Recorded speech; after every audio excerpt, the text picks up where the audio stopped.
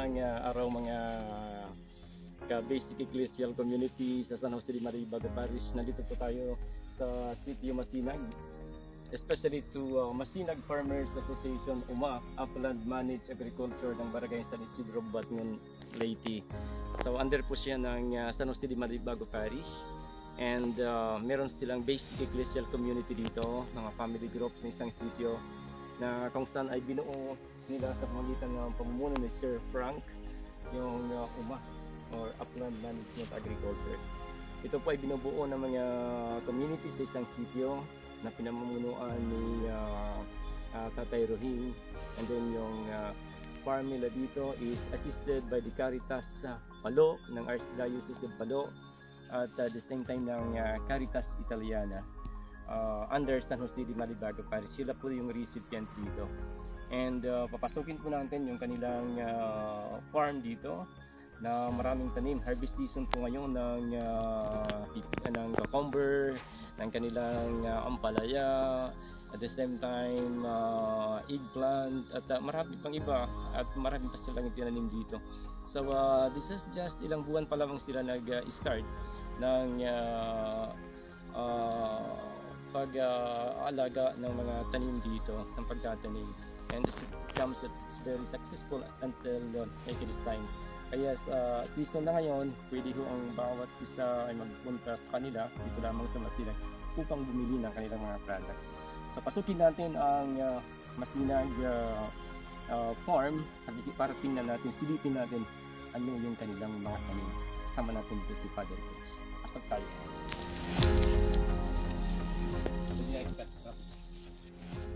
Good morning, we are here in Masinag. So Barangay Masinag is a sitio sa under San Jose de Maribago Parish. Kung titingnan po natin, so this is ang farm ng mga community natin dito ng basic ecclesial community of Sitio Masinag. Okay, this is a Caritas Palo, Archdiocese of Palo, and Caritas Italiana assisted project. Sila po yung model natin sa ating parokya, especially when it comes to the social action ng mga farmers dito. And kung titingnan natin, so napakalawak po ng kanilang farm. So almost hectare po. So marami silang tanim dito. Titingnan natin, so they have eggplant and string beans. So sila po yung nauna sa parokya natin, because our parish is implementing the basic ecclesial community. So ang nandito po ay mga family groups na pinangunahan ni Tatay Rohing. Siya po yung leader dito. At the same time, meron po tayong tumutulong sa kanila na nandito na sa Masinag tumitira si Sir Frank po. And as I've said, so this project is this community is assisted by the Archdiocese of Palo, the Caritas Caritas Palo, and the Caritas Italiana. So kung titignan po natin, so this is a very successful community project. Nagtutulungan po dito ang mga family groups dito, so very busy, especially sa ngayon is harvest season na. So napakasagana po ng kanilang mga paninim dito, especially sa the string beans, yung mga eggplant dito, at the same time yung kanilang mga cucumber and ampalaya. So tingnan natin, and then let us libutin natin ang buong farm ng Masinag Farmers Association under San Jose de Maribago Parish. Father Coach Sakaintoy, our parish president. Okay, punta na tayo dito.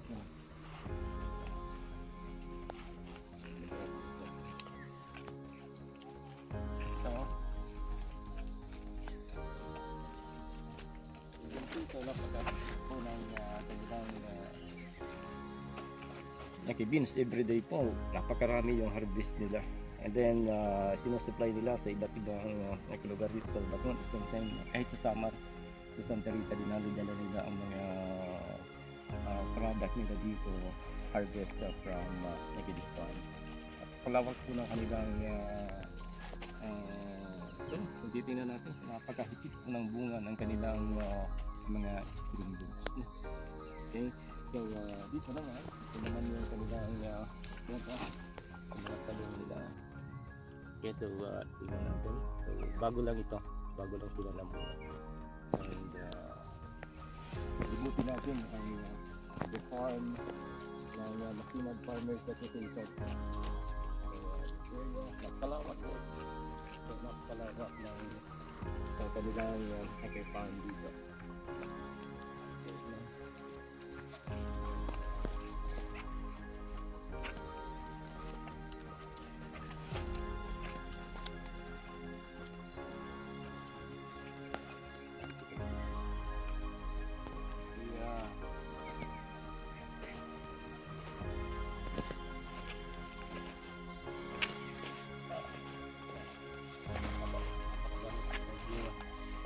Grabe, sobra po yung harvest. So blessed talaga sila sa mga farmers natin dito.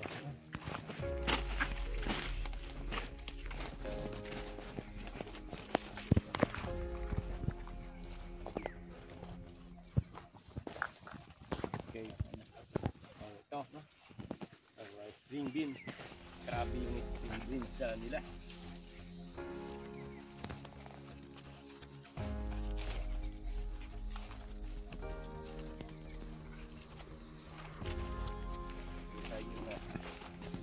Dito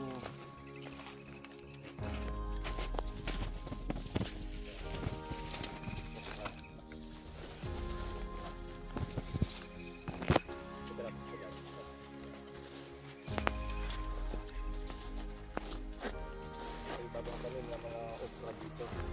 Kasi meron silang mga ito pipino cucumber. Marami silang harvest sa natin po.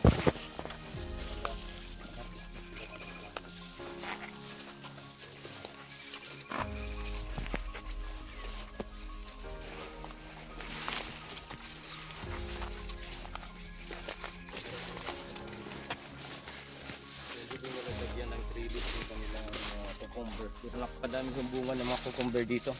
Yan, tingnan natin. No? Yan.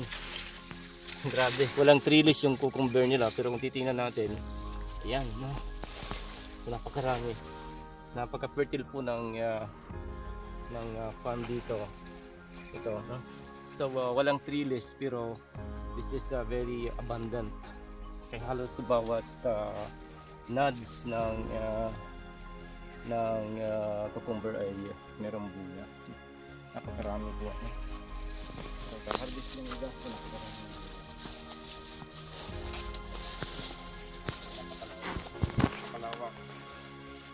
Very wide farm of Masinag community dito sa San Jose de Malibago tayo.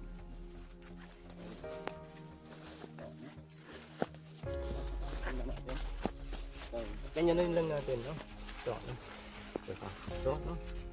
So wala silang trellis pero napakahitik ng mga bunga, napakaraming bunga. So sako-sako yung na-harvest nila everyday ng cucumber dito sa Masinag Farmers Association ng San Jose de Malibago Parish under Caritas Archdiocese of Davao and Caritas Italiana. Okay. So dito pasok tayo dito sa loob ng this is ampalaya. Napakasarap yung ampalaya dito. This is a very fresh, very organic. Sa mga gustong bumili, punta lang kayo dito sa formerly nursery in between Nagaasan and Malibago. Yung maliit na community dyan. So nandyan yung Sitio Masinag. Masinag means Malibago, San Isidro, Nagaasan. So, pinamumunuan po ni Tatay Rohing yung community dito ng basic ecclesial community, yung mga family groups. And then punta lang kayo dito sa alam ba ninyo magkano ang kilo? Alam ba ninyo kung magkano ang kilo dito? Pag nagpunta kayo dito sa kanya, magkano ang kilo dito ng cucumber dito sa Masinag? Ito. So alam ba niyo so 20 pesos lang po. Pag nagpunta kayo dito sa farm, 20 pesos lamang ang price niyan ng cucumber. And then, pasok tayo dito sa, ito, napakalawak. Yung ano, dito.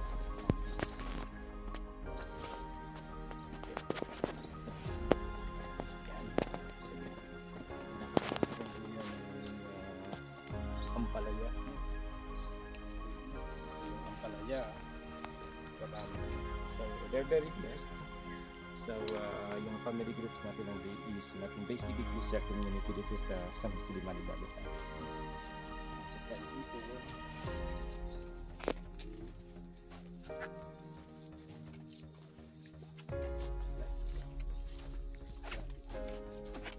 Kanina kumain kami na father ng kinilaw na ampalaya.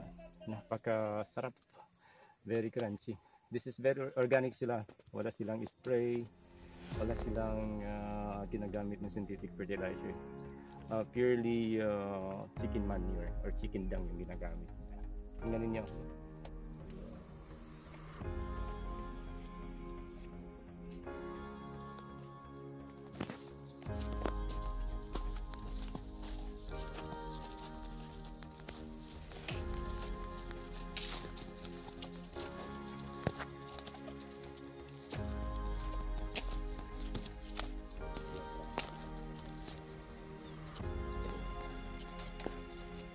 Ito naman dito, so titingnan natin, ito yung kanilang eggplant, bagong tanim na mga eggplant dito.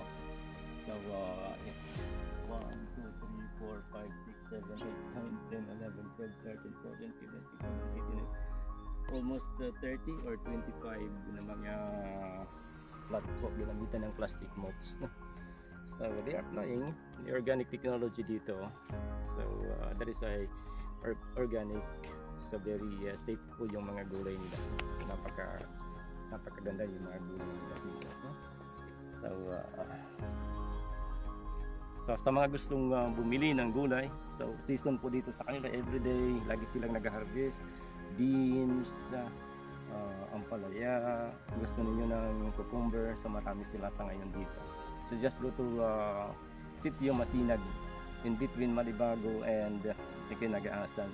Hanapin lang niyo si Tatay Rohing, siya yung presidente ng Masinag Farmers Association. And there's a basic Christian community, yung family groups natin sa San Jose de Maribago Parish. So blessed po sila ni San Jose. So ito po ang Masinag Farmers, Masinag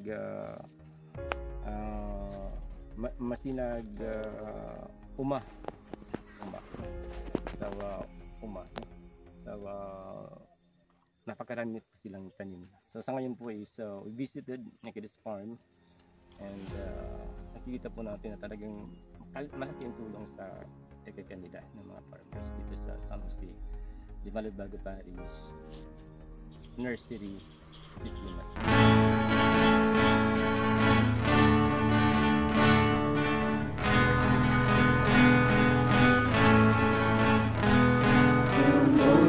Kita magkasinapanay sa buhat makabiling panununsay, mag-abay kita upang sinaangay, Kristohanong pagigangay.